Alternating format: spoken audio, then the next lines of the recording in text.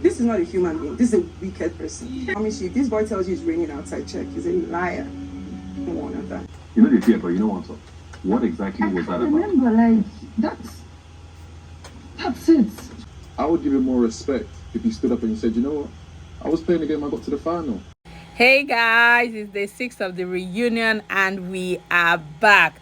Today is also really interesting and I am here to fill you in on everything. Please just give me a thumbs up already and subscribe to my channel. So yes, Ebuka started off by playing this clip between Brian and Khalid where they were talking about Hermes, and Brian kept on asking, knowing Khalid and Hermes were roommates, kept on asking that the guy, where he from come? He don't travel before, like what exactly, where did he come from? Like he was really curious about Hermes and his accent and the way he talked, and Khalid was like, no bro, he's from Shoki. Like it was such an interesting conversation. Brian was really intrigued by Hermes clearly, and Khalid was trying to tell him that, listen, the guy is street, but he knows how to, you know, put his put that accent up and stuff. So that's the clip Ebuka played, and Hermes was just laughing throughout the clip. And then Ebuka said to Khalid that, Khalid, to me that simply looked like shade, and to Brian as well. But Ebuka interviewed Brian first, and here's what Brian said. Did you think he was faking it? You didn't ask about Sheikh's accent. Sheikh's own is Monday. Right? So you have to know, like, you have to know Sheikh is from the UK. But it's not spite to go see, like, my eye will be different, right? But your answer was definitely shady. It wasn't me trying to shade Hermes. It was more for the fact that he came from this place and he built a persona outside what you think out of the ordinary. It's something commendable. So guys, there you have it. Khalid and Brian, they were able to prove that, come on, it was just like a valid something. We're just wondering that this guy, and I like the way Khalid answered the question. Khalid is just like, the guy has been able to like step away from the norm, like he's street, but trust me, not correct guy type of thing. And Hermes, who was smiling throughout all of these, their comments, eventually decide to talk his talk. And here's what Hermes had to say about his accent. I grew up in a situation that shouldn't be possible to speak like this, which means I did the extra work. I think that's the thing with pride. So, and that's the truth. Like, I didn't travel, I didn't stay around people. Man them. So there you have it. Hermes has answered you people nicely. You can be from Oworo, but you can still be this cool dude that he is. And we all know that Hermes is all of that plus a bag of chips. Next, Ebuka moved on to Adekunle. Once again, Adekunle is on the chopping board. So Adekunle was asked about Allison. That first of all, everyone thought it was going to be a thing amongst them, but the switch up was really, really fast.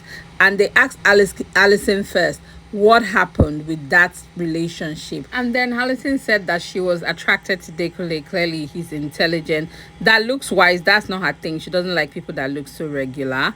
However, she was attracted to the fact that he was intelligent, but with time she found out that he was kind of sneaky, and then she just thought, no, like there was just something off about him, that she couldn't really place her finger on it. But then when she met Hermes, she liked Hermes because Hermes was quite interesting. And Ebuka said, don't you think that the switch up was too quick? And she's like, nope. Here's what she said.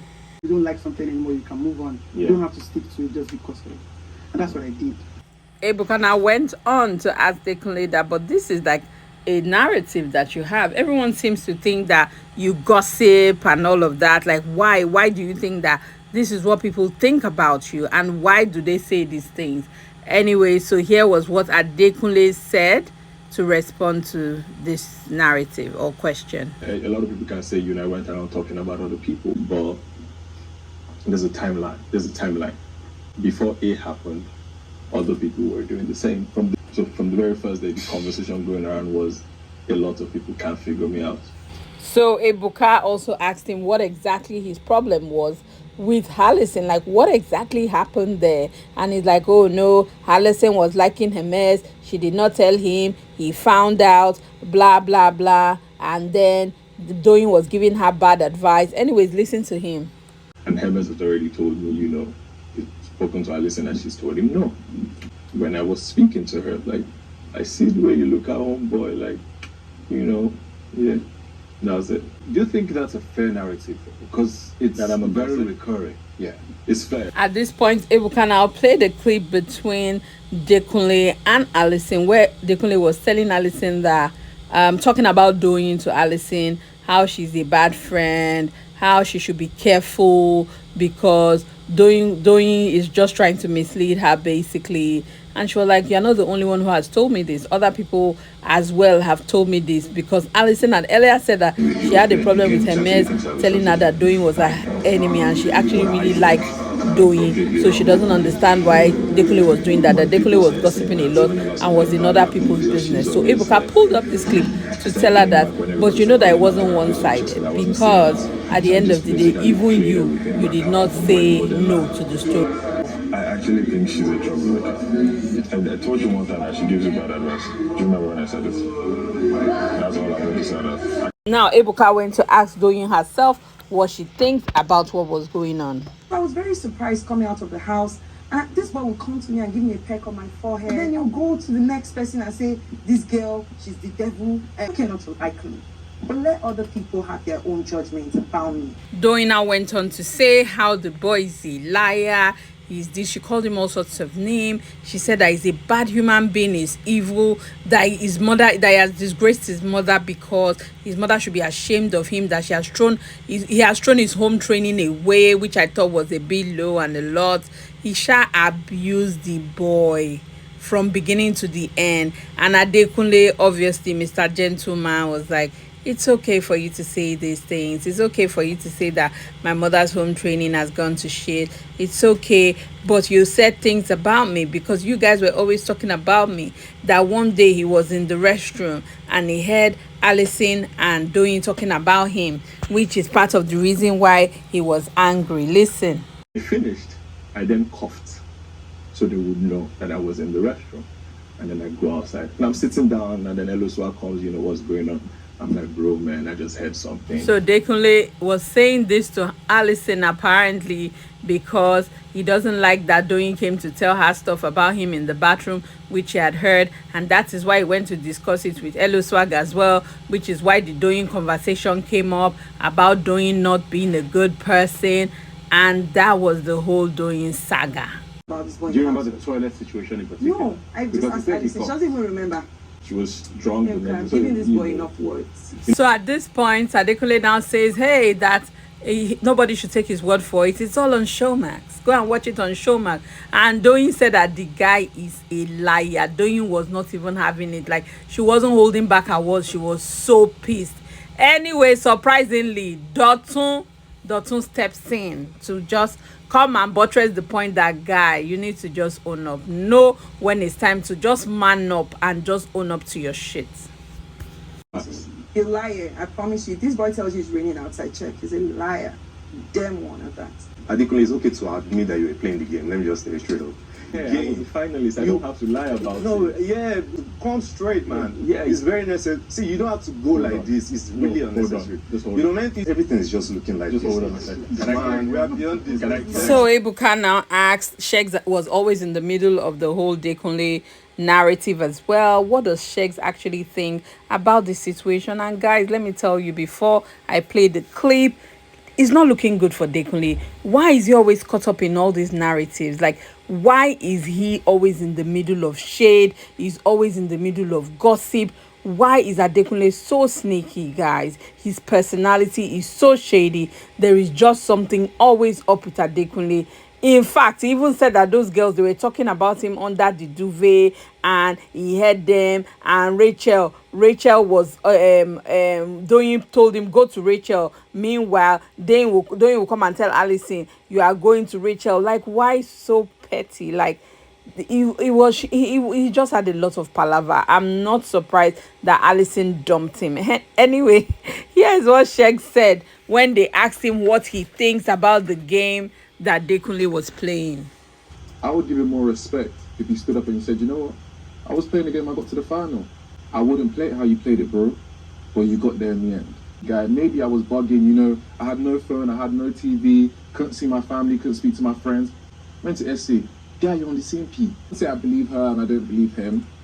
I just believe what I saw. It's just you were moving a certain type of way in the Big Brother house. It got you to the final. It was probably entertaining to watch. Like, bro, give them now. I don't get it.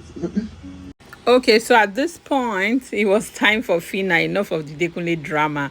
So Fina, they played a clip where Fina was talking about Chumsy. Like Eloswag said, there's one girl who is this girl, and Beauty was like, nah, Chumsy, that's who, you know. So that's what they were just basically talking about, Chumsy on the other level. So anyways, Ebuka asked Fina, what was this situation about? And Fina said, Naim, now you see him now. You were there. I You're remember talking I about was Chumsy. talking What exactly? Ebuka, that was just it. Maybe that. You know the fear, but you know what? What exactly was that I about? remember, like, that's it. So That's what it is, Ebuka. We watched it. That's what it is. Like, almost not wanting to answer and was really squeezing her face. And Ebuka was like, you did squeeze face and you did say nothing. That's what was happening there. Can you explain the clip? And she's like, there's nothing, that she can't even really remember. That clearly she didn't know who Chumsy was. All she can say is that she didn't know Chumsy then, and she just wanted to find out who Chumsy was in the house at that point. And you know, Ebuka did like a little disclaimer there that, listen, I know we are now different, we all have big egos, XYZ, but note that the reunion is for your own good, for you to state your claim, for you to just explain yourself in certain situations. So if you're happy keeping quiet, good for you. So anyways, here's the clip that's where Fina was talking about Chumsy, Ebuka was referring to. But the boy didn't tell me the girl. He was by himself. Chumsy. Because Kohala. He said they had a thing, but he didn't take it too serious. But the girl was taking it like all serious and causing controversy. So while Ebuka was letting his sub to Fina sink in, he decided to focus on Chumsy. So he asked Chumsy, what do you think about the conversation that was going on there? And Chumsy was like, if it was her that she liked a guy too, she'll be interested to know the other girl. That so it was a normal girl conversation they were having, just wanting to know who Eloswag was with and who's the girl. That so for her, she finds it normal. That what she has a problem with is the fact that Fina is saying that it seems like Eloswag wasn't sure, that Eloswag didn't clear her as per I have a babe outrightly, that it seemed like Eloswag was like hiding behind, you know, and not really coming out clean. However, at this point, Fina now decided to say more. I guess she let down her guard and was like, okay, let me talk, let me come in here. At this point, she had relaxed and she was like, okay, this is actually what happened. So Fina narrated how she liked Eloswag, so every time she'll come back to her level, she'll go on and on about him. And that is when people were now obviously trying to tell her about Chumsy, because she knew nothing about Chumsy, that she asked Amaka nothing, she asked Chichi nothing. No one was telling her anything, and even Eloswag wasn't giving her that much information. He just said, you get one bunny, you get one bunny. So that was exactly what happened, and she now calmed down and explained everything to Chumsy and to Ebuka. Kind of person that I don't keep to myself. I say it the way it is. When we spoke the first night, I told him like, I like you, and he was like, I should give him a week or so to think about that. He has a bunny that he's trying to like that he has a bunny that he's trying to like, you know, talk to, but the girl is not giving him. I was not like, who is the girl? He didn't tell me. And I remember I asked my ex-roommate then, I just wanted to like at least make I know who is the person, make I chill, or if not be done, I go chill, but they do on our content for the show. She get. That's why I asked Awaka. Awaka said, don't worry, I asked my roomie, you know, she asked, nothing came from there. So that was it pretty much. You can see how immediately she became cheerful and laughing even as she told the story. It was quite different from the first time that Ebuka asked her and she was squeezing her face. I wonder what was responsible for a change in mood. Anyways, there you have it this week. Today's reunion. I think tomorrow is the last one. Guys, if you haven't followed, please follow. Go and watch all the previous videos and follow up with all the reunion drama right here. And if you haven't subscribed, come on now, come on. You know I give you all the deets, all the hot gist is here. So please, guys, give me a thumbs up and kindly subscribe to my channel. Thank you so much for watching. If you watched it this far, wow, you guys are awesome. Thanks a lot. I'll be right back with any hot gist, and I'll be here same time tomorrow so we can catch up with the last day of the reunion. Love you guys. Bye.